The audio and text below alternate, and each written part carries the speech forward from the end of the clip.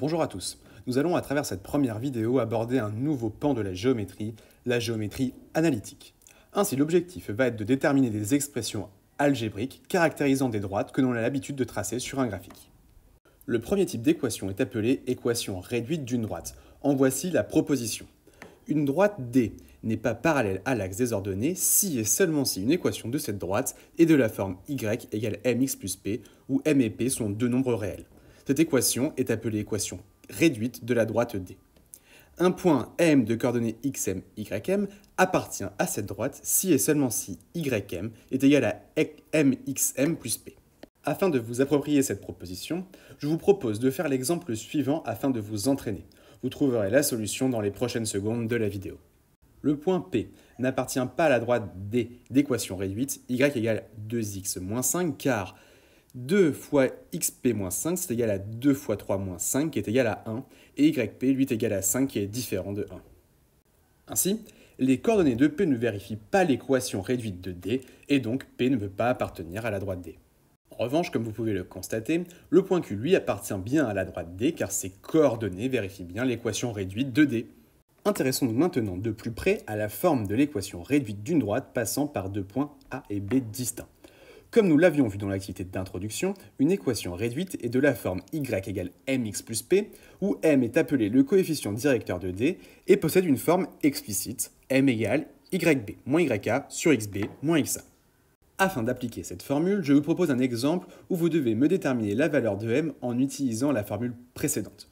La correction se trouve bien évidemment dans les prochaines secondes de la vidéo. Il suffit ici d'appliquer la formule menant à m. M égale yb moins yk sur xb moins xa, qui ici donne moins 6. La valeur du coefficient directeur et en particulier son signe nous permet d'avoir des informations importantes sur la droite. En effet, si m est strictement positif, alors la droite est croissante. Si m est strictement négatif, alors la droite est décroissante. Et si m est égal à 0, alors la droite est horizontale. D'ailleurs, parlons quelques instants du réel P. On l'appelle ordonnée à l'origine de la droite associée, et cela se traduit par le fait que la droite associée coupe l'axe des ordonnées au point d'ordonnée P. Finissons cette partie sur les équations réduites par une proposition. Une droite D passant par un point d'abscisse C est parallèle à l'axe des ordonnées si et seulement si une équation de cette droite est x égale à C. L'exemple suivant illustre parfaitement la proposition.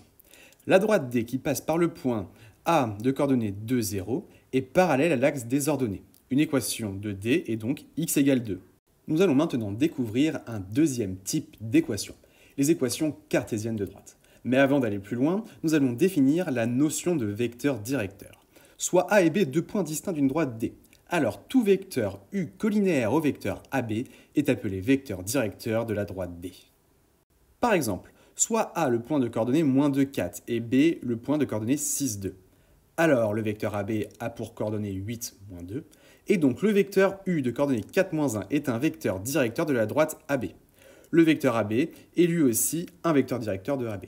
D'ailleurs, en général, pour déterminer un vecteur directeur d'une droite passant par deux points, on détermine les coordonnées du vecteur passant par ces deux points.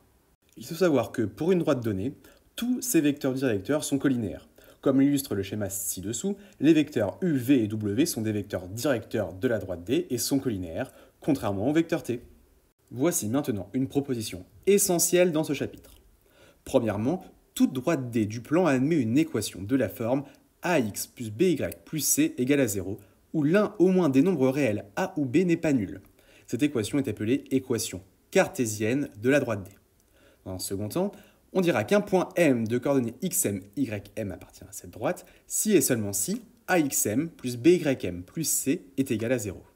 À l'image des équations réduites, je vous propose de vous approprier cette nouvelle équation à l'aide de cet exemple. N'oubliez pas de mettre pause afin de vous entraîner. Le point R n'appartient pas à la droite D d'équation cartésienne 2x plus 3y moins 5 est égal à 0, car en injectant ces coordonnées dans l'équation, nous trouvons 2 fois xr plus 3 fois yr moins 5 qui est égal à 2 et 2 est différent de 0. En revanche, le point S lui a des coordonnées qui vérifient cette équation cartésienne, donc il appartient à la droite D.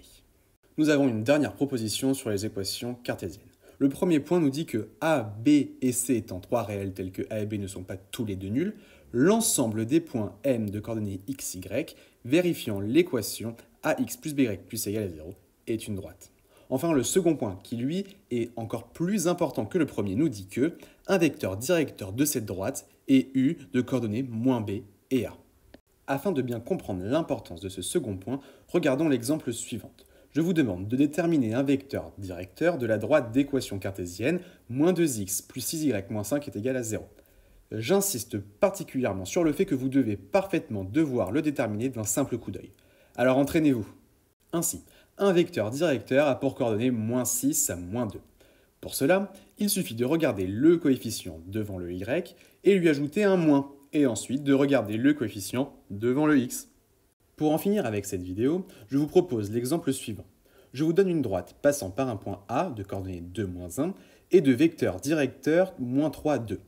Il faut que vous me déterminiez l'équation cartésienne de cette droite, autrement dit, il faut que vous me déterminiez les valeurs de A, B et C. Nous corrigerons cela lors du prochain cours à l'occasion d'un passage à l'oral de certains d'entre vous.